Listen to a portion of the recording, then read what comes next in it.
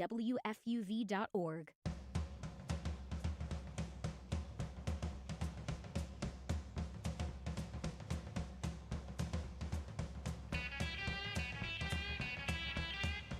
The senior show. Wow. The senior show. The class of 2025 senior show. Let's get right into it. How's it going, everybody? Will Talent with you, joined by Nick Guzman, Lou Orlando, Annabelle Watson. A few of the originals from the class that started way back in freshman year, and here we are now, guys, after watching the show for 3 years. It's our time now and our duty to send it off to the remaining of the staff. An emotional time, but it's going to be a lot of fun. Everyone in the back, all of our seniors here to celebrate today. Guys, I'm very excited. It's going to be very sentimental. I don't know how it's going to go for me emotionally, but I'll hang in there. How's everyone doing right now, though? It's a very weird feeling. I feel like we were just here 4 years ago in like August or September of 2021 and first joined the station. And now it's been 4 years, and now it's done. And it's a lot to think about. I don't know how I'm going to handle this emotionally either, but, you know, I'm excited to be here with all you guys. It's odd, man. But, dude, we're back in the studio looking at pictures from, the last 4 years. How many FUV pictures we have, man. It's awesome. So it's going to be, like they said, rush of emotions, but rush of good emotions. We have a lot to celebrate, man. Yeah, definitely bittersweet. I feel like just yesterday I was back in the studio, like, freaking out about going on my first one-on-one, and here I am today with you guys. It's very bittersweet, but I think tonight's going to be a great send-off for everyone, and I'm so glad we get to do it. I haven't felt these kind of nerves for a show in a very long time. Walking to the studio and just anticipating what this show is going to entail. Obviously, we have a nice rundown to talk some sports. We'll take some callers, some questions, some comments, concerns, all of them. qualms. Bring them all. Everything. Please. We want them all. Dial in at 718-817-2750. We're here to answer everything for you. But just to break down the show, obviously we have breaks built in, and during those breaks, we'll throw some of those pictures up along the years. To see that. I really am. We have a lot of good great ones. pictures. Yeah. Dug into the archives, found them, and we're going to show you guys and the world what the last 4 years was like for the class of 2025.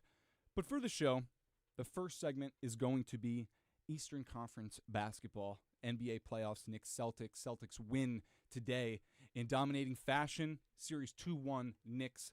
Monday will be game 4 at Madison Square Garden. And then staying in the playoff theme, there'll be some NHL recaps. Oh, I should also say East basketball will feature Ben Oppenheimer, Chaz McAdams, Caleb Stein, and Jack Warner. We cycle into the NHL as they recap the playoffs and also the semifinal round for each respective conference. Nick Palmer, Daniel Melia, James Burley, Lou Orlando got you covered for that one. Then Major League Baseball, first month of the season out of the way, into May now. Things starting to take shape across Major League Baseball. Teams in New York playing some good ball. Should be very exciting down the stretch, but we got you covered once again. Nick Guzman, myself, Annabelle Watson, also once again joined by Jack Warner. Following that, we'll go back to basketball. Western Conference basketball with Monty Dembele, Will Jing, Zach Cordova, and Angel Ducret. That'll conclude basketball, and we'll head into football with Evan Harkin, Eli Keeler, myself, and Lou Orlando. And for the final sports segment, it'll be all things soccer. James Burley, Nick Guzman, Brian Zhao will have you covered on the pitch. And then for the remaining hour and 10 minutes of the show, we'll do our very special send-offs for all of our seniors as, once again, we welcome in the new and fresh faces coming into FUV to continue this fun and everlasting tradition. It's going to be a really, really great show, but that's going to do it for the first segment. Let's hop right into this senior show. We'll kick things off in the Eastern Conference of the NBA. Stay tuned here on the Senior Show 1-on-1.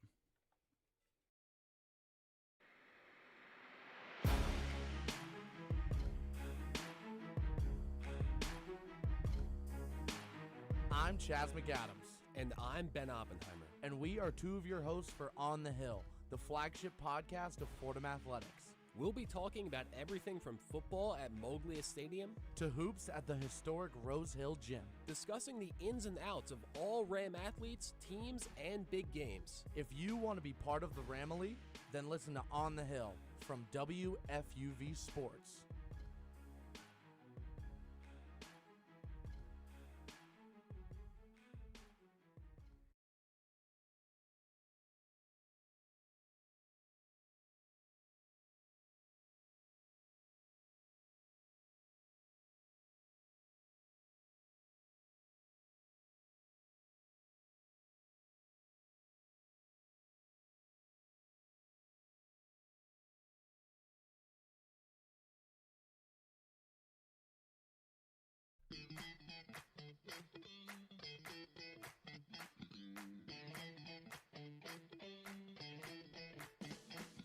Hi, this is Ben Oppenheimer reminding you to tune in to New York's longest running sports call-in show, One on One.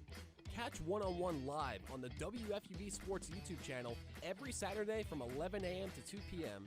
and then later on 90.7 FM from 11 p.m. to 2 a.m. We'll catch you next Saturday on One on One.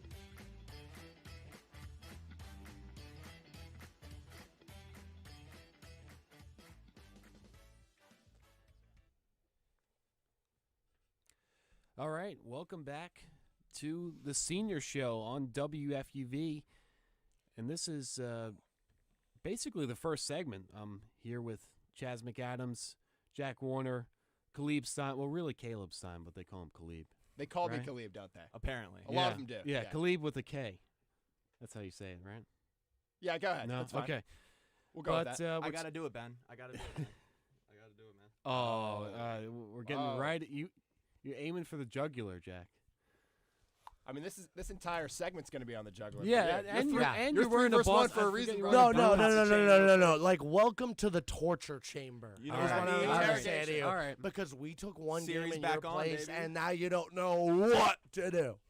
You don't know what you're doing. You can't even have eyes on the back of your head. You don't know where you're looking. The Celtics are coming for you, Ben. I've been telling you this. Give him the floor and let him All be right. silent. You know, when I saw them go up 2-0, I thought I really couldn't believe my eyes. And even if the Knicks lose the series, we'll always have that above you guys. Hang that banner if you want. Well, it's to be up 2-0 on the defending champs. That's no small feat. But Hang it in the garden. That's fine. yeah, Yeah. yeah. Well, TD. it seems like we do have a caller on the line, and I want to bring him in here, Mr. Shire, and Yes, hello. feel free to share your thoughts with us, Mr. Shire. Speak your truth, sir. Excellent. Thank you for having me on again, guys. I really do appreciate it. And I'm here to offer no apologies to JP Sears. He's proved that he's still an absolutely dog water pitcher who deserves no place in Major League Baseball. He'd like to just ascribe it to his nonsense park, his minor league park. His club is a joke. He is a joke. But you could put him in any stadium, and he would be absolutely horrible because his pitches don't move. It's a They're all basketball segment. dead zone fastballs. This guy's lost. Out to All lunch. right, thank So that guy was lost. you, Mr. Shire. I wonder. I He think looks that's like one Carl of, Anthony Towns that's- out there, man. Well, I was going to make that. I mean, Yeah. he looks like Carl Anthony Towns in the shallow post. He just didn't know where he was. So hopefully the next caller is like Peyton Pritchard and comes in off the bench, Well, drops comes in 23 off points. the bench, That's not drops gonna happen. 23 points. Not gonna happen And again. isn't like Jason Tatum game 1, game 2. Yeah, or he game doesn't- or game 3. He wasn't very good in He game dropped 3. 20. He dropped 28 for 20. He's fine. He was a 20, great 22, rebounder. He 22 distributed on well. 22 on sub 50% shooting. I mean, how did Carl Eliminate- Anthony Towns shoot? He didn't even get to 20. Because he's got an issue with his finger. He's You guys see also McHale kind of got jammed up a little bit yeah, there. Yeah, that was, because that was, Couldn't break the 15. Celtics they're a behemoth. They're like a No, they are. they're a war machine. yeah. You know what and they did? it's- They took better care of the ball. They were smarter That's what it in is. every facet of the game. You saw early in the first 2 games, they couldn't shoot. They couldn't hit water if they fell off a boat. They kept forcing up bad shots because They've always been a shot by volume team, just forcing up threes. They didn't change anything. Today, they took better care of the ball. They were active at the rim. Jaylen Brown, who didn't even shoot that well, I think he went 8 for 17. Yeah. Still made his presence known around the rim. They were better in the paint, best around the rim they've been this series. They corrected a lot of things today. The problem with Game 1 and Game 2 was purely shot selection. And For the worst part was is that it was as simple as that.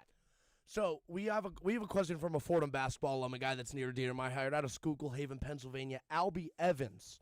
I don't know if he's on the line. He just dropped a question, and I don't even think he wants to have his in our YouTube live chat. Shout out to the Schuylkill Haven Wi-Fi. I'm sure at the local library over there, running on the butter churn. He's gonna be anti-Knicks. So he has a question, Ben. He has a oh yeah, like he has no reason to be anti-Celtics. What are you talking about?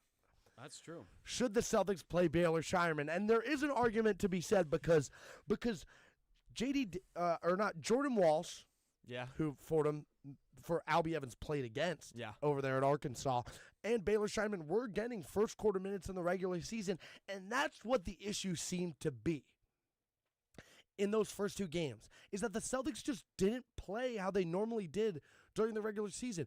You know, you could say as much as you want about living and dying by the three, but 45 and 60 are egregious. And I think you know that.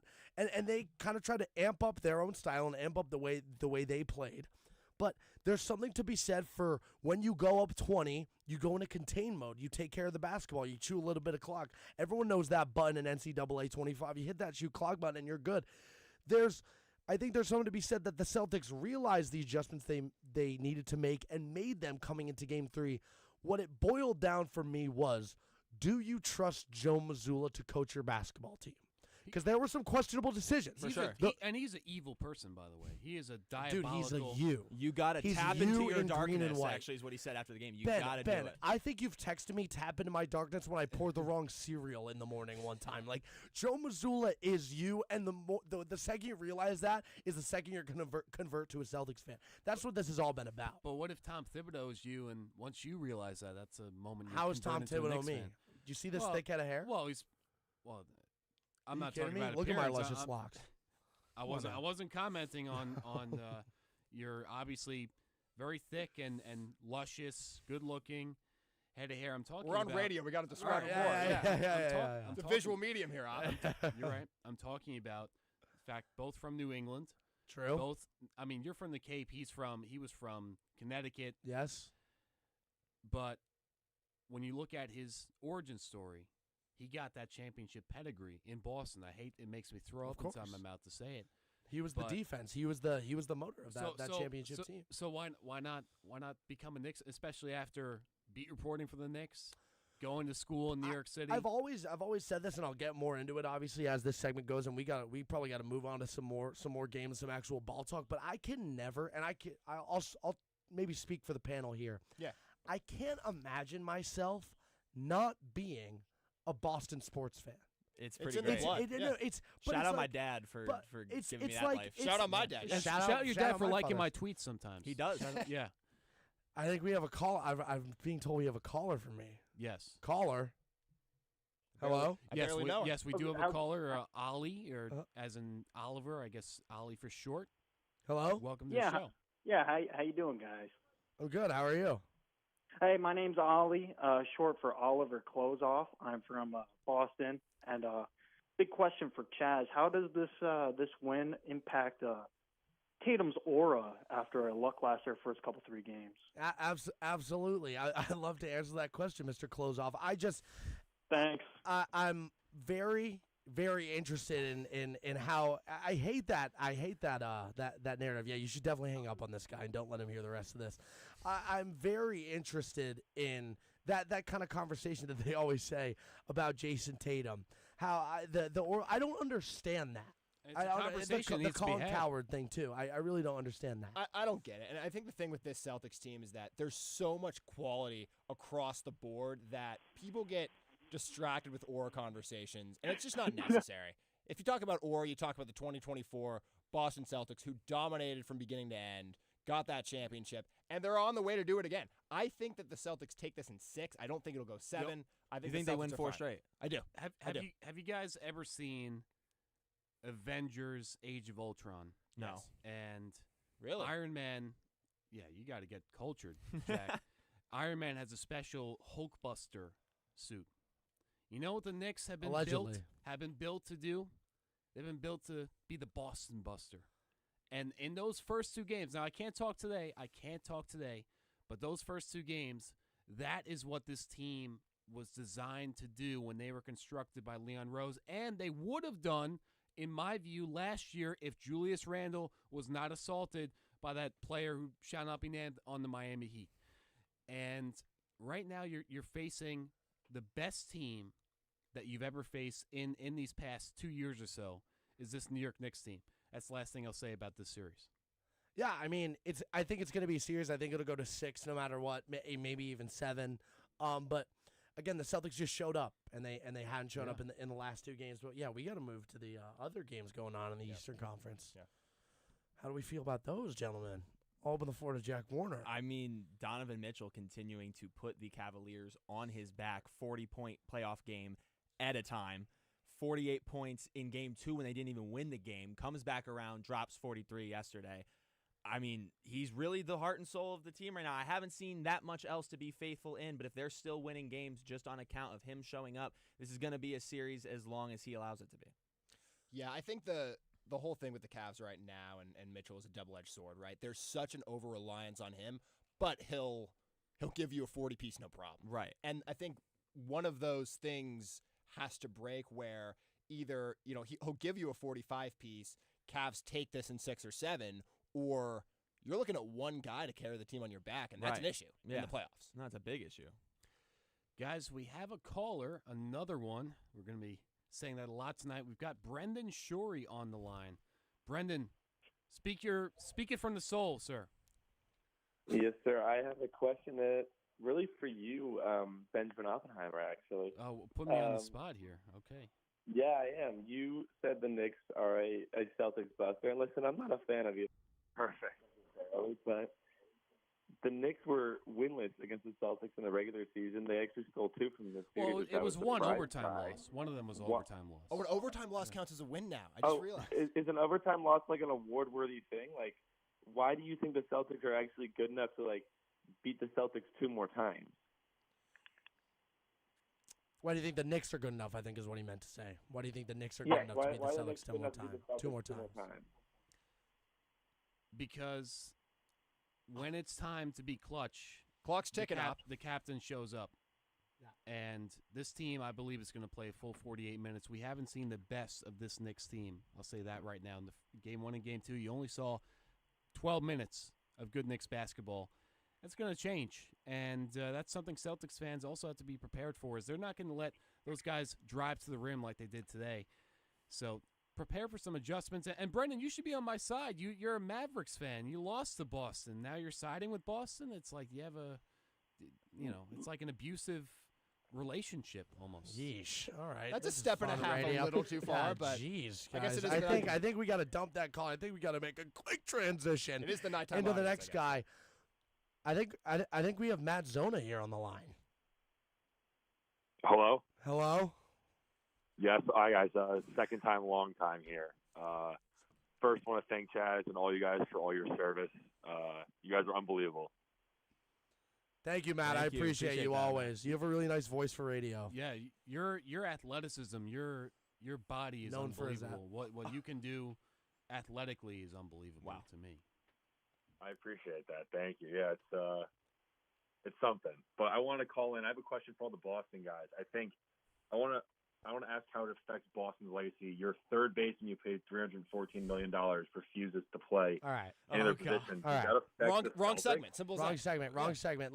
Time and score, bro. Time and score. Let's look at the script next time. That's BC's favorite quote. You're all set. Time and score. Time and score. Yeah, you'll be all right. That's what BC says. You guys should be ready to go. Yeah, I mean, I know I'm ready. I mean, look how many runs we just put up on the Royals. I don't really think it's a chemistry problem for right now. I think, we got a great farm system that we can maybe call some guys up, and we got to keep the best player on our team happy. Yep.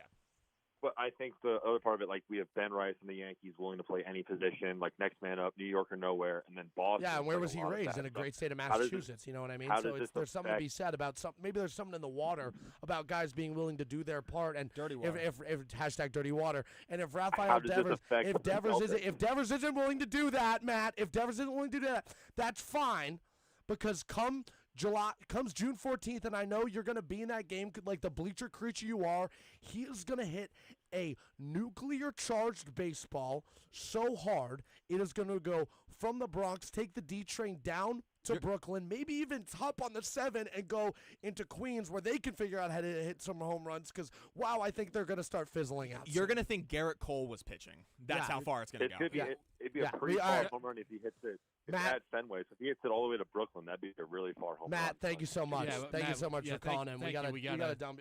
This is bad for the airwaves. You know what I mean? FCC can't have this kind of bad content. So we've got a Hayward Jabroni, very colorful names calling in. Christopher Joseph, you mean? I'm sorry, is that an inside joke? No, I tried calling in about a question. Hello, can you hear me? Hello? Yes. We got it done, Chris Joseph. Chris, you're gone. Chris, you're gone.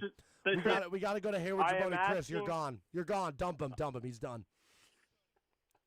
My question will be, so I've been a Boston fan my whole life, and with all these Boston commentators on the line. I thought it was Owen at Hi, first. Albie. That's what I thought What's too. up, yeah. Albie? Yeah. You got to get the question out. We got to go. We got to go. I think he just hung up on us. I think he hung up. I think he's a little scared. Yeah. I think very juvenile. People are getting nervous around here, but I like that. I like that. Yeah. I think Hayward Jabroni's a little upset that he knows the Phillies aren't going to win the division and that his Sixers have a really decent chance about getting Cooper Flag. I think he's a little upset about that in the mining towns of Pennsylvania. But yeah, we got to talk some Cavaliers basketball because you know that's what New Yorkers want to hear. Right. We're taking no more calls on this segment. I got to veto that. We only got 2 minutes, so we got to make it quick. Whatever. Get your thoughts out and say I didn't expect Indiana to be this good, if we're being totally honest, at all. I didn't really trust this Rick Carlisle-led team, you know what I mean? They always play with that high-pace, high-octane offense. They don't do well defensively, and that's what really shines in the playoffs. This Cavs team was really well-balanced, but the way they were able to knock off those first 2 games was admirable. But Donovan Mitchell will single-handedly, like Jack said, will this Cavs team to a series victory. Yeah, so do you like Cavs in 6? Cavs in 6. I like that too. Warner? Cavs in 6. Yeah. Up. Cavs in 7. 7? Okay. And all right, call it Nick C's then. I don't want to do that. You know what? Oh, my God. I don't want to do that. So I'm a sports journalist, but I don't want to do that. I'm on live on the radio, but I don't want to make my take right now. My mind says Celtics in 7. My heart says Knicks in 7. All right, so Celtics in 7. Okay. All right. Very funny. But Chaz, you like 6? 6. I think it'll be 6. 7. Okay, I'm 6. Celtics in 6 or Knicks in 6? Celtics in 6. Celtics in 6. I think they go 4 straight. Yeah. Wow. And I'm not worried. Not quite as charitable as Jack Warner over here. I try. But we got to wrap up this segment. It's been great talking some NBA Eastern Conference playoff basketball with you guys. And we've got so much more of the senior show coming up next, guys. But I've been Ben Oppenheimer alongside Chaz McAdams, Jack Warner, and Caleb Stein. We'll be right back with some brand new guests. Don't leave.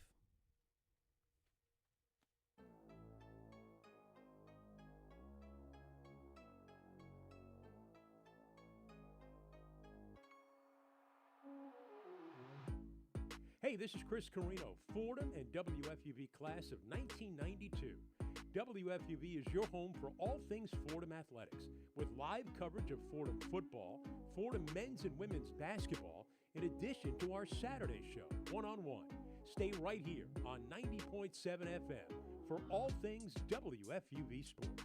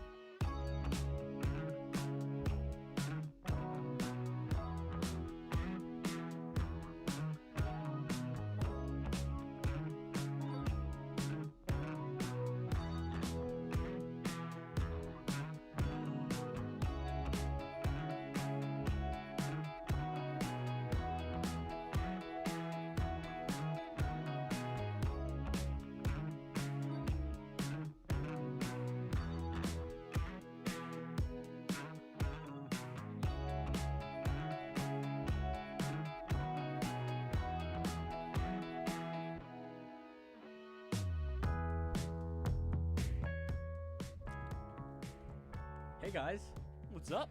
The Stanley Cup playoffs are coming at you full force. Like one of the 4,029 career hits that Cal Clutterbuck had in his NHL career. That is an NHL most. 4,029. Minnesota Wild legend. Wow. NHL record number 1. That basically puts him on par with Ovechkin because they both have broken one NHL record.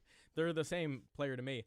All 3 metropolitan area teams are not in the playoffs anymore. The New Jersey Devils made the playoffs, although it felt like coming into Felt like they didn't. Quote unquote made the playoffs. Yeah. Fortunately, when you're watching a playoff game, one of my favorite things is the NHL on TNT crew. Oh, sure. They're great. We have a crew better than that for you today. Big words. I like it. Big Daniel Melia. More astute and thoughtful on the pod than Eddie Olczyk. Just one example of this. When Ovechkin scored $8.95 at UBS Arena, he did not gloat that hard. That just shows how respectful. He's a good guy. I texted him and said, "I'm jealous." That as far as I took. Perfectly acceptable. James Burley, just like Sisyphus, The Rock puts him through the ringer every day. Is that a compliment? And he still I'll take it. attacks his over 2 years of beat reporting service for the Devils, and he joined me in the Stadium Series, which was very fun. He does it with buoyancy and charm. He does. And he really does. Buoyancy. Lou Orlando. I float above water. You do. Lou Orlando, you're our Hank Lundqvist, I feel like. I'm honored. You're More always of a Ryan between the Callahan pipes, myself, but, you know, often behind the glass, the day in, day out brick wall that carries this team all the way to the Stanley Cup Finals. This is the only difference between you and Hank, is that unlike Hank in 2014 against the Los Angeles Kings when they won the Finals, Lou has taken this station to a glorious victory in the 2024-2025 Lou. We're all eternally grateful to you, Lou, for your sacrifice. Your name How will about hang Nick in the rafters. Palmer? And how about Nick Palmer? I was just going to finish with, I'm Paul Bizanet, and I don't know how to feel about that. Nick Palmer Bizanet. We've got a caller. Yeah. Okay, it's boy. unnamed. Unknown. We have Anonymous calling in. Hey, Anonymous caller. Guys, I'm going to make Nikki look bad. I don't want to talk about hockey. I want to know, is Javi Baez back? Is Javi Baez back? Javi Baez back? He might be back. Is he back? He might be back. He's doing Guys, well. his BABIP Baez is back? way over his projections. He's at a 400 BABIP right now. He's a career 280 BABIP guy. All I right. fear that he might be overplaying his projections. He's Wonderful. playing a great center field. I do though. think. I think he's. All right. How so, will this so affect? what How about will this affect Cal strikeouts? Clutterbuck's Back legacy? down there. We have 16 minutes to talk about. All right, we have 16 minutes to talk about hockey. So here's how we're gonna do this. Javi Baez, yes or back? Just raise your hand. Back. Raise your hand. Never left. Not even buying higher. It. Not buying it. All right, he's not back. Strikeouts is an overrated stat. Thank okay? you, buddy. We love staying Especially on in topic. hockey. Yep. All right, but please give us a call about hockey. Tell us who you think will win the Stanley Cup. 718-817-2750. Quick question for you guys. Just if there's anything you want to add to reflecting on your experience with hockey at WFUV. And then when your name goes down in the hockey WFUV history books, what NHL player's legacy would you like to be compared to? Ooh. When future generations speak of your time here. For example, I think of our wonderful producer Caleb Stein as Sidney Crosby because he's always there with the assist. And that's the so correct consistent answer. too. So consistent. I want to say I am either Joel Ward or Devontae Smith-Pelly. Didn't do too much. Wasn't here for too long, but I added some things that were very necessary. Is that what those two guys have in common? Joel Ward and Devontae Smith-Pelly? All right, never mind. I mean, that's a good answer to start. They both played for the Capitals and were clutch. This is true. That's what they have in common. Lou, go first because I need to think for a second. You know, I'd like to be Jimmy Vesey because Yeah. there's not a single human Friend of the being pod. that I can think of that I respect who has anything bad to say about Jimmy Vesey. Not right, Nick. So I don't know. I love Jimmy Vesey. Somebody's going to call in and tell us they hate Jimmy Vesey. He does the job. He does the job well. Love Jimmy Vesey. Shout out Well, Jimmy Vesey. is someone going to call in and to say that? We've got a caller online. Who do we got, Caleb? So my name's John McLeod. How's it going, John? Hey, so I wanted to before we get into this playoff nonsense, I was wondering, as an Isles fan, Nicholas, what do you think they do at this upcoming draft? Do you think they trade down, give the Sharks what they really need with Schaefer for an absolute haul, or do they stand pat, maybe trade the Pollock Plus for a fourth, or not Pollock, Dobson? Big question. Look, you got Richie in that trade with the Avs. That's going to be good. You already have that pick. You have 2 picks in the 2026 draft. You got the number 1. You do Hagens.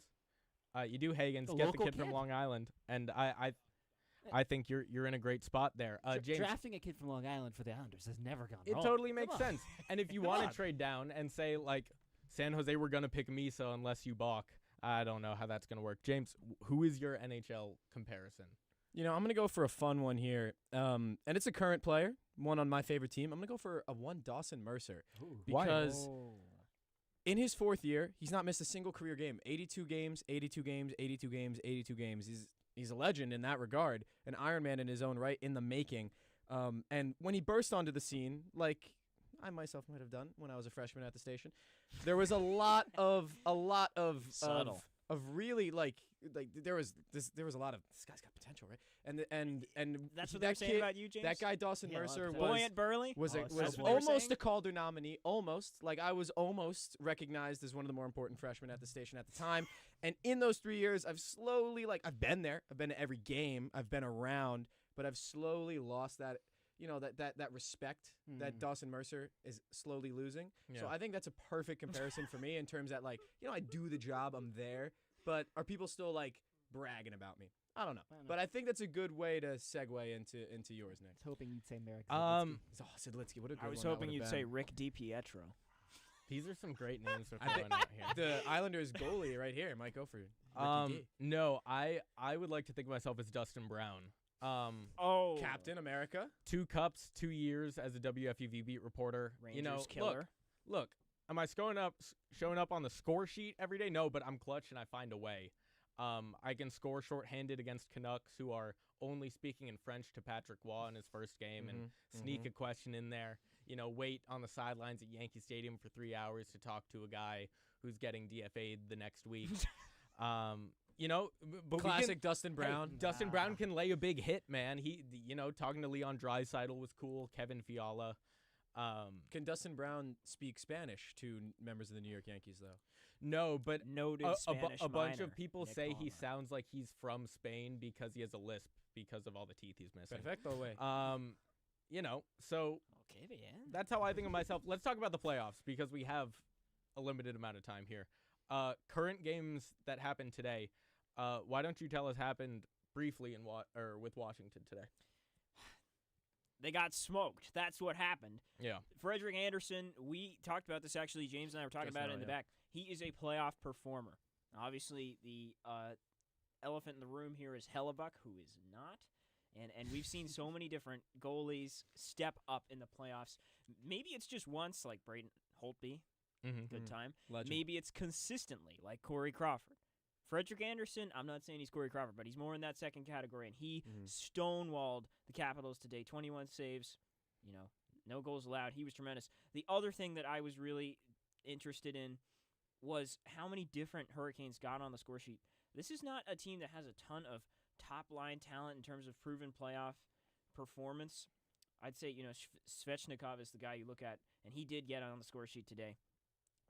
Obviously, there are some veterans on here like Gostisbehere and Brent Burns who both got points, and Taylor Hall, who has to be the strangest former MVP of all time, honestly. Goat. But you have Jackson Blake and Jack Roslovich scoring for you.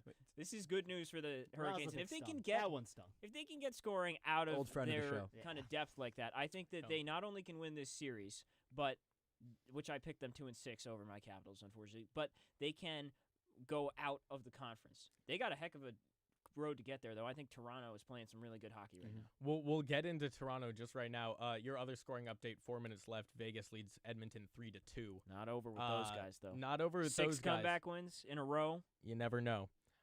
Let's talk about Toronto, though, because it's the curious case of the Toronto Maple Leafs. They lead Florida 2-1. They were leading 2-0. They go into Sunrise.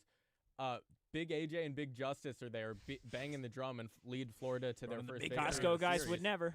Costco guys would never. I guess, do that. Lou, that Florida second period 3-goal comeback, Brad Marchand, I think if the Cats win, could be the Conn Smythe front runner. I mean, it killed Jack Warner when that trade happened. And it felt like that is the picture-perfect guy to put on the Florida Panthers. And that's a team that, if you're going to take a team and say, hey, go down 2-0 and then go back and win that series in 6 or 7, I'm taking the Florida Panthers. I feel like we've been sleeping on them all postseason long. They showed us by beating a Tampa team that everyone was high on. And they go in this Toronto team. Everyone keeps saying this is Toronto's best chance to win a cup. Dominate the first 2 games, then boom, here come the Cats. All it takes is 1 period, and they look like the team that went to the Stanley Cup last year. Man, especially if they're healthy. If Tkachuk and Marchand are healthy, I think that's the best team in the league. Jack Warner was on the phone with me right when it happened, and his soul just crumbled right in front of me. Just piggybacking off of that, I think this is the only series where one team goes down 2-0 and isn't actually worried. Like, I don't know if there was any sentiment. I'm not that close to the situation. I'm neither in Toronto nor the Miami area, but they went down 2-0 in that series, and I didn't hear anybody complaining that they were going to be, on the outs. I think everybody expected them to come back in Game 3, and it took overtime to do it, but ultimately they are back in. They are healthy now in a way that they weren't for most of the season, and they've got that extra punch of our old friend from Boston and Brad Marchand. I'm looking for Jack back there, and I know Chaz has got the Charlie Coyle Bees jersey on. Winnipeg Jets legend Charlie Coyle, like that, right there.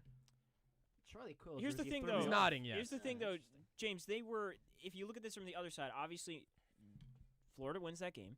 Yeah. Marchand, the Leafs killer, does it again. Mm-hmm. The bounce that puck took to get into the net was ridiculous. It was one of a few crazy bounces that game. I watched actually as I was packing up some stuff. And the thing is, if you look at this from the other side, Toronto was one lucky bounce away from going up 3-0 in this series. They have been the hands-down better team. Also, back to something you said, Lou, I don't buy the narrative that Florida, even with those guys playing well, is the best team in the playoffs. If we're talking about everybody's healthy, everybody's playing their best, give me the Dallas Stars. That's a good. It'd be hard to bet against the with way how good Mikko's been. Rantanen's playing, man. Yeah, that's a tough one to They argue. get Heiskanen back. Hey, with only a couple minutes left, I do want to mention this. Yeah, no Miro Heiskanen for tomorrow's Game 3. How much does it matter? Because they did very well without Heiskanen and Robertson against the Colorado Avalanche.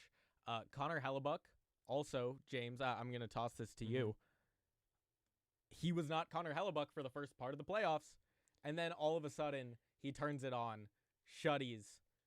Is Connor Hellebuck back? He says after Game 7 he feels revitalized. I think before I get into it, live update 3-3. The Edmonton Oilers have Edmonton Oilers have just tied the game with 3 minutes to go. Who scored? I don't have that in front of me yet. Is it McDavid? Oh my probably goodness. was McDavid. It was. I saw the Script writers. There you go. Well, how about these playoffs in terms of the script? Just gotta say. Shout out it's the hockey, script man. writers. It's what they give. It's the gift that keeps on giving. As for Hellebuck, I will first and foremost address this with how the fans in Winnipeg, they score a goal and immediately start chanting U.S. backup to Jake Ottinger. Love it. Like that is the edge you have if you're the Winnipeg Jets. You have your first 2 games home. You're hosting those 2 games. You need to have the crowd in. The whiteout's a great tradition, and they showed up. Their fans showed up, and you need that when you are the Winnipeg Jets. You've struggled in the playoffs year after year. Your goaltender, who is, by the way, like the consensus best goaltender in the world, probably as back-to-back years. Yeah, for back-to-back years, probably going to win the Vezina has been known to struggle in the playoffs, and that continued this year with the exception of Game 2. So for him to have bounced back, for the crowd to have gotten into it, I love that this series is 1-1. I think this series goes 7. I still am with you, Dan, that Dallas gets out of the series. For me, the winner of Dallas-Edmonton in the Western Conference Finals, because I'm going with Edmonton over Vegas, is the Stanley Cup champion. Well, hey, we've got about 40 seconds left, so here's what I need from you. Stanley Cup matchup, winner, Conn Smythe finalist. I'll go real fast because I already said Edmonton. I'll go Oilers, Panthers, run it back, give me McDavid. I'll go Florida, Dallas. I think that's a nailed series. I'll take Barkov. Stars, Leafs, Mikko Rantanen. It's pretty good. It's hard to argue.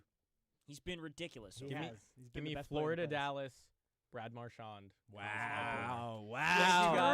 Turn the screws, drive that stake in. Thank you guys very much. Baseball is coming up next. Boy, that Aaron Judge is good, isn't he?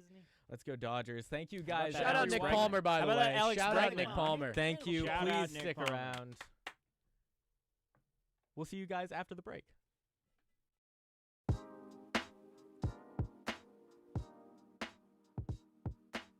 Hey sports fans, it's Bobby C. I'm the sports director here at WFUV. From live broadcasts of Fordham athletics to coverage of all the professional sports teams in the NYC, we've got everything a sports fan could ask for. Like talking sports? Check out One-on-One, New York's longest-running sports call-in show, as well as our diverse collection of podcasts. If you're a Fordham student interested in joining our program, feel free to shoot me an email, bobbyc@wfuv.org. And as always, thank you to all of our listeners who support us every week. 90.7 FM is the home of WFUV Sports.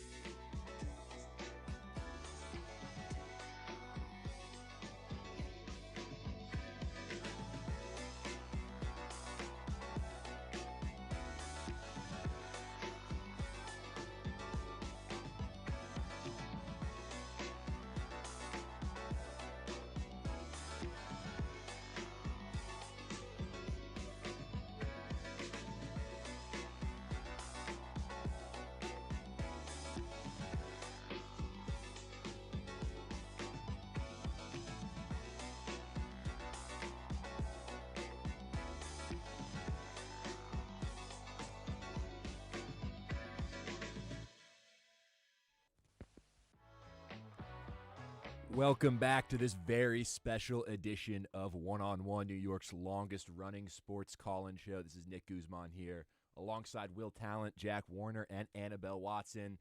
Our special senior show continues to roll on, and we'll talk some tri-state baseball now. Exciting times for both the Yankees and the Mets, both teams in first place in their respective divisions. I think the best place to start probably with the Yanks, 22-17 on the year. Lost this afternoon, 11-7 to the A's. That's despite Aaron Judge hitting 2 home runs. Carlos Rodon got roughed up a little bit, and the Yankees ultimately lose that one late. Snapped a 3-game winning streak, but you're at 22-17. Boston's right behind you, 21-20. 2 games back in the American League East standings. And Will, I guess I'll start with you. How do you assess how these Yankees have looked so far this year? For me, a lot of people are going to lean, they look good, they look great. I'm in the good boat. I think they definitely just look good. There's a lot of different flaws on the team right now that I think very much need to be addressed. They need to get right-handed power. Obviously, Giancarlo Stanton's going to be out until at least June. At the earliest, I'd say he'd come back. And they're in a bit of a starting pitching problem. They need at least another arm up there. But so far, so good. They're winning when they need to win, and they're in first place. We actually have a caller on the line. Who is it? What's your name? Tim Warner. Tim Warner. Tim Warner. What's up, Dad? Hey, man.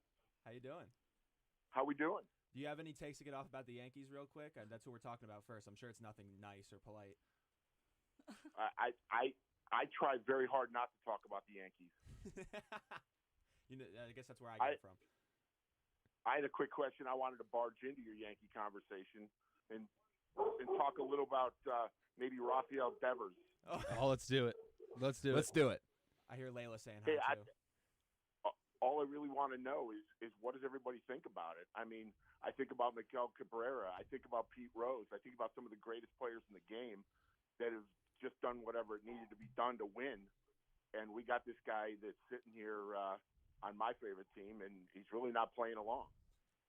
Yeah, I think there's a couple things that factor into it. I think, first of all, he is kind of in his own world. I think the language barrier is one part of it where, like, he doesn't do a lot of interviews. Even the first quote that went out about him was actually – it still wasn't great, but it wasn't translated properly either, which made what he said sound a lot worse than what it really was. I can say from firsthand, I don't love his attitude. I've even seen it in the Red Sox clubhouse before as a beat reporter. He's not the kindest to the media. He's kind of cold. He's kind of quiet. He still produces. He's still our franchise guy. He's still who we're paying the most and the last remaining member of that World Series team. But I am concerned. Until I see the play quality dip a ton and he's causing these kind of problems, I won't put up the white flag just yet. But I am concerned because I feel like if he's the face of your franchise, he should be a little more of a go-getter than that. Here's what I'd say, too. Early on, Cabrera had a had a language barrier to. I think that's an excuse. Mm-hmm. No, I would agree with you. Again, I think there's a bunch of different factors that play into it, but I don't love what I'm hearing from him so far, and it hurts. By the way, your earlier segment on the NBA, someone mentioned the word aura right around Tatum Celtics. I think when we talk about aura and we talk about the Celtics, we got to talk about Larry Bird in the '80s. So oh yeah. Just quick comment. Not going to mess up your segment. Hey, by the way, last thing. I'm proud of all of you guys. You guys have done a fantastic job. Thank you so much. That means a lot. Thank you, Mr. Warner. What a great ride it's been. You know, sitting here in my family room listening to one-on-one on Saturdays and taking in all the beat reporting that's been going on and trying to keep up on Twitter and trying to like tweets. I've enjoyed it. I'm really proud of every one of you guys, and Karen feels the same way. And it's been a great ride. Thanks, Dad. It means a lot. We all work really hard here, and your support, along with the support of all the other parents that watch what we do, it never goes unnoticed. But I've always been doing it for you and Mom, and I really appreciate you calling in. Fantastic. Have a great rest of your show, fellas. Thank you so much for the call, Mr. Warner. And again, 718-817-2750 if you want to call in and have any comments about. You want to just talk to us? You want to talk about the segment? Whatever you want, 718-817-2750. Mike from Connecticut. We have another caller. Mike, how's it going? Hey, how's it going? You guys are doing great. Will, Jack, I see you. This is Mike DeMora from Fairfield, Connecticut. I was wondering if you think Devers can make this switch to first base and, fill in the shoes of the great Greg Bird. Well, that's a big name to live up to. It absolutely is. A Linsanity run. I'll never forget his home run against Andrew Miller. Core memory for me. But, Mike, I think Devers should. There should be no excuse as, it's going to take some time. The Red Sox are in a position right now where they can really make a lot of noise. That was the whole point of this offseason with Craig Breslow, and they've done a nice job of that. But Devers, the only roadblock. And you know what? It's not to defend Devers, but he's probably the only guy on the Red Sox that isn't a Breslow guy. No, he really is. He came in with the Dombrowski regime. And I saw something today that said, hey, if you're the Red Sox, you're going to pay $30 million a year to a designated hitter and a guy that doesn't really want to do what is tasked of him to make the team better, because they would be even better if he slides over to first base, opens up the possibility at DH who can go out, get a bat now, later, whatever it is. Maybe the Red Sox unload him, not this year, but at some point, and just, start clean for him. They get a haul, obviously, because he's so young, but if I'm Rafael Devers, I'm not saying it would take me a while to really get adjusted to first base. You got a chance to win it now. I think you just got to be a team guy. Yeah.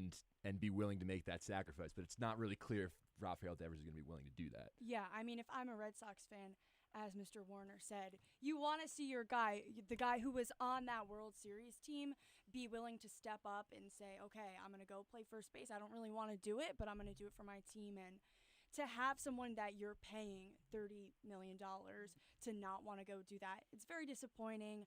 And, if I'm the Red Sox front office, I want to unleash him, unload him. Yeah, and I think the beauty of one-on-one is that people can call in and all of a sudden you're talking about Rafael Devers for 10 minutes. And that's really and that's the beauty of live radio. I think, Annabelle, I want your take segueing back to the Yankees just on where they are right now. You lose today 11-7. Judge hits those 2 home runs. You're 22-17, and right on cue, Annabelle, your roommates are on the line. Hi guys, what do you have? What do you have for me? Woo! Happy last WFUV! Thank you guys. We love you so much. Have fun. We're so proud of all your hard work. Oh, thank you guys. Love you guys too. My roommates from the storied WFUV house, 2449 Hoffman Street. Yes. As we know, Ryan Gregoire and co. lived there 2 years ago, and I live there now. So it really, truly is the WFUV house. So thank you guys. You've just done so much for me, supported me throughout this whole FUV journey. So thank you. Love you guys. We love you. Thank you guys. That was awesome. That's special. That's really special.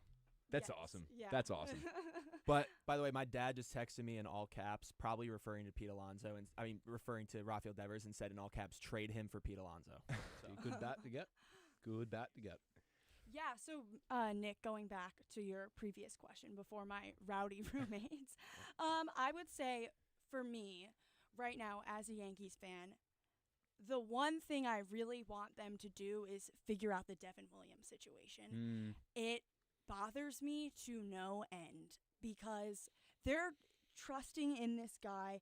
It's fine, but then he's going and blowing up these games constantly. It's constant. And when you have a guy like Luke Weaver, The for Dream instance, Weaver. I love him so much, and actually was perfect that my roommates were just mentioned because they like follow baseball a little bit, but their favorite guy is Luke Weaver for whatever reason, just because he's kind of quirky. What's there not to love about him? Yeah, he's a great guy. I think when you have someone as talented as Weaver can be, and you're dealing with these problems with Williams, you gotta take care of him. So that would be my main concern. The bullpen, the pitching, really. I think you need to add another arm starting. But right now, offensively, I have a lot of confidence. It was great to see Dominguez really get going, breaking those records. And then obviously you can't talk enough about Judge. He's just absolutely unreal. And every time I watch him play, it makes me feel less bad about the Juan Soto of it all. So Understandable. That and Trent Grisham. Yeah. Yeah. So, Nick, you said the beauty of live radio is the callers influencing the conversation. We do have another caller on the line. It is my older sister, Catherine Warner. This is now 2 weeks in a row she's called in a one-on-one. So Big she's fan. making a name for herself. Kat, what do you got for us? Guys, I'm a huge fan of one-on-one. I can't believe I made it through 2 weeks in a row.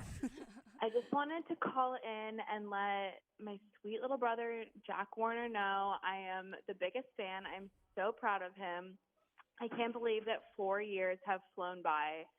I mean, literally in the blink of an eye. I can't believe it. I'm so proud of everything he's come to achieve at Fordham. I mean, I'm currently with all my friends. One of my best friends just got engaged from college myself. So I'm with all my friends in New York City, and I just am so proud of him. I can't wait to see what he has next. All my friends are obsessed with him. They love seeing all of his Rangers reports and Mets reports and all of that, and we just wanted to shout him out. My friend Henry's here. She wants to say hi. Hi, I'm Henry. Hi, Henry. Jack, I just wanted to say I love you. I think you're so cute, and Thank you. happy senior night. I appreciate it. No. We're obsessed. We love you. We're sending our love from Manhattan. We're currently in Jersey City, but we're celebrating. We love you, Manhattan. We're obsessed. We wish you the best. We're so excited for graduation next weekend. And to all of WFUV boys and girls and seniors, love you. Happy senior year. Happy graduation. And yay. Happy class of 2025. We love you. I love you. Thank you so much for your call. Anything that they said about me, that they enjoy about me, is twice as true for everyone else here in the station. So I appreciate the call, Kat. I love you. Thank you. So we've got about 5 minutes left here. Kat, Love you, thank you so and much. Love you so much, Jack, and shout out to Lou. Shout out to everyone at WFUV. We love you guys so much, and happy senior year. Thank you. Thank you so Love much. you. It means a lot. Bye, guys. So with about A lot of love. 4 or 5 minutes left Love, here in love. this segment, I think With a it's T. time to transition. Annabelle, this is your last segment of the night, your last time on one-on-one, your last time doing something for this station. You're one of 5 people who started here day one. The OGs. You've been here with me, James, Will, Lou, since the very, very beginning. And now it's coming to an end. Yeah, it's absolutely bittersweet. I just want to say, WFUV is somewhere where I feel like I've really built my confidence. If you go back and look at my, on-air time in 2021, freshman year, I was so nervous all the time. I could hardly speak, which of course, I don't like to go back and look at those things, but I think because I started like that and I have grown so much and built my confidence to the point where, now I don't even think twice about being on air, and I've been able to do amazing things like sidelining for football and women's basketball. That was a dream come true for me doing that. And overall, this place has just made me build my confidence so much and become a stronger person. And I would say, I would be remiss to not talk about the women who have helped shape me as a woman in sports. Sam Borer, Taylor Macetta, Julia Moss, of course, going back, Kayla Wenzel. All of these people have just really been absolute role models for me. Maddie Bamonte. So it's just absolutely amazing. And we have such a bright future as far as the women in sports here at FUV. Lydia, Grace, I was able to do the women's show with them a few weeks back, and that was such an amazing memory. We had so much fun. So yeah, it's just, I smile every time I think about the future of women here at FUV. And, that's credit to Lou and Bobby for helping build such a positive atmosphere here. And I also want to thank my, sports managers of the past, Ryan Gregware, Alex Wools, my roommates who called in. They're kind of a staple at any FUV social event. They're at every formal, so they've just been so supportive. It was always great to look up from the football sidelines, see them in the bleachers screaming their heads off for me. So it's really just so meaningful to have people behind me who support me so much. My parents, of course, who have helped me through every little, times when I've been down on myself about how I sounded on air. It's great to have such a big support system. And of course, thank you guys. I think that I've made so many amazing friendships here at FUV. I'm going to cherish them forever. And I know we'll be back on homecoming and Jubilee eventually. I know that's crazy to say, but but eventually we'll be back. And I just have so many fond memories here. And it's bittersweet to leave. I'm sad to leave, but I know that everyone here truly has the brightest future ahead of them. There's so many talented people in this room. And yeah, I guess that's all I have to say. Oh, it's weird to just weird. have these parting words. Like, how do you sum up 4 years of, an amazing experience just in 5 minutes? But I think I hit all my points. I think you killed it. I think Thank you did you. about as well as Absolute you could have. best, Annabelle Watson. Thank you. The station's gonna miss you, Annabelle. So much. you So guys. So much. I think with that, we'll move on to take a break and then move on to our next segment. Madi Dembele, Will Jing, Zach Cordova, Angel Ducret talking about the Western Conference playoffs. That's after this short break on One on One.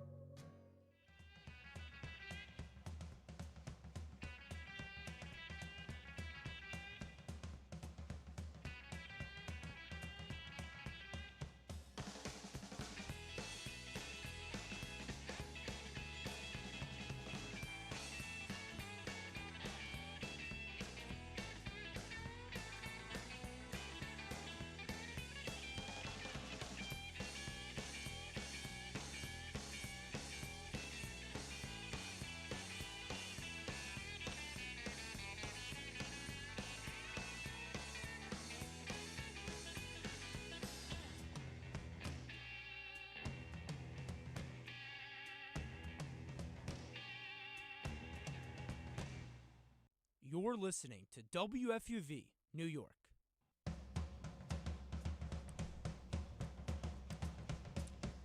Top of the hour here at WFUV, but we're going to make like Lionel Richie and make the ceiling our dance floor here. It's 12 o'clock, but it's the final show, the last ride for a senior show here, ladies and gentlemen. Madi Dembele with Angel Ducret, Zach Cordova, and Will Jing, no place I'd rather be. And we're going to talk to you about some Western Conference basketball. We're going to ball until we fall, and we're going to start with the Warriors and the Minnesota Timberwolves just to open up this segment. I would say there's bigger things that we have to get through. I feel like Zach Cordova is staring at me proverbially. I hate that smile right now. He's standing up both of us right now. Be quiet. Be quiet. We're going to start here with the Warriors just as a little appetizer before I begin to cry. Impressive series so far. Minnesota Timberwolves up 2-1. It's in their nature to be inconsistent. That's just the Timberwolves way. But when they get going, it's pretty hard to beat them. Anthony Edwards with 36. Bad first half. Comes back in the second half. Jaden McDaniels closes it out with a dagger. Initial impressions from the game, boys? I don't know. I'm not watching that series much. I know what I'm watching, and it has to do with a lot of crying. Is there really much to watch with the series? So, like, I'm not gonna lie. Once Curry was out with the hamstring, I'm like, okay, Timberwolves should take care of the series. You know, but Warriors got one game in. Now they're back home, but Timberwolves still got the win today, 102-97. Anthony Edwards, he's a dog. Yeah, bad first half though. Dog. But I mean, it happens. You feel me? But like 36 points. I mean, the shooting was bad. But that man's going to carry the Timberwolves to the WCF if I don't. But here's the thing that I'm worried about. Okay. Because this is a Warriors team that does not have Stephen Curry. Yeah. And the Timberwolves are barely you're right. Game. They drop a game 1. Yeah. They barely win this game by 5. Jimmy Butler carried the team. Even Jonathan Kuminga got 30 points tonight. I don't know how. I'm worried about this Timberwolves team in terms of even if they do win this series. I don't think they're a real contender. The real Western Conference Finals is over in Denver at the moment. But we'll stay here. We'll stay here for now. Yeah, man.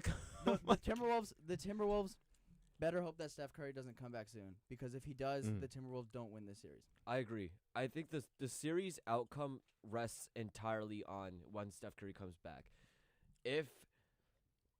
I just think the Warriors are alive if they get Steph back before they're eliminated. They'll be alive. But if Steph is out for essentially, I guess, if he's out It's beyond, basically the whole series at this point. If he is out beyond game 6, like, I don't think the Wolves are losing again until Steph comes back, basically. So Steph better come back before, I guess it's game 6, because they need him for 6 and 7 in that scenario. So I think if he comes back, they have a fighting chance. But otherwise, I mean, Anthony Edwards is just too much. I mean, the man took down the Lakers with LeBron and Luka, so who's to say he's not going to do the same? But is it too late if the Warriors go down 3-1? And it is way too late. There's not enough time with the breaks in between games, too. I mean, the next game is on the 12th, you know? Exactly. On Monday. Curry's not going to have enough time to rest. If you want a possible game 6, that's on the 18th on Sunday, I believe. So that's a week. But can the Warriors make it to game 6 is the issue. Right. You have 2 guys getting you 30, but then the rest of the team, I mean, single digits. You need more.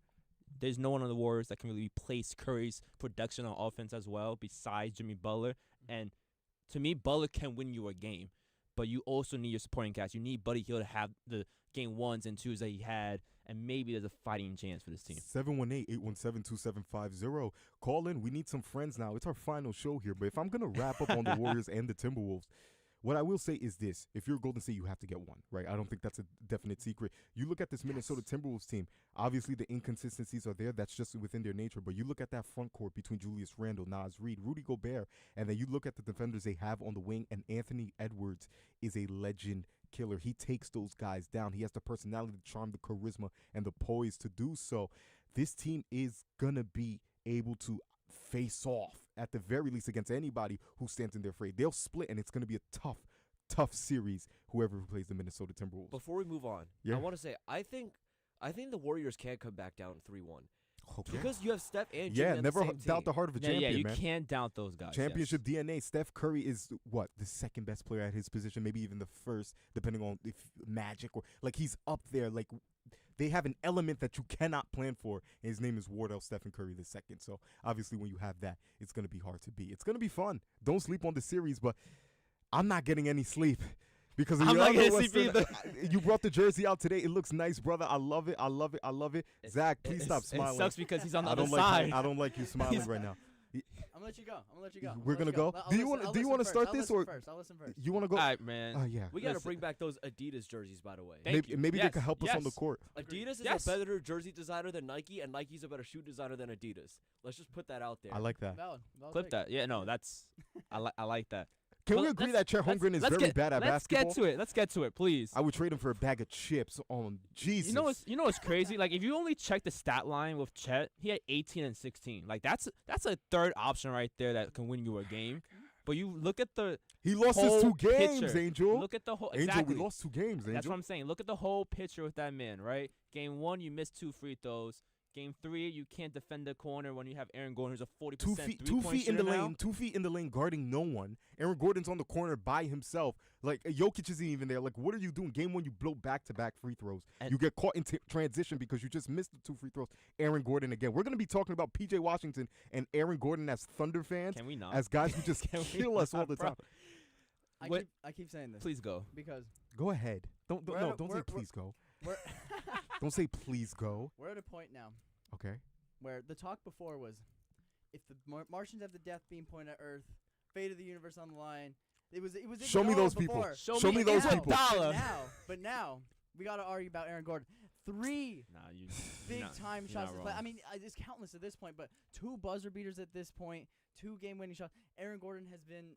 I can't even say like phenomenal. He's played beyond the back of his card by far. And at this point, it's easy to say that this is the best trade that the Denver Nuggets have ever made in their organization. Will Jing, I don't know if you want to jump in here. I'm sorry for cutting you off, Zach, but me and you have gone back and forth whether or not this Thunder team truly is better than the Denver Nuggets. I understand the margin. I did see the same stat you did, Angel.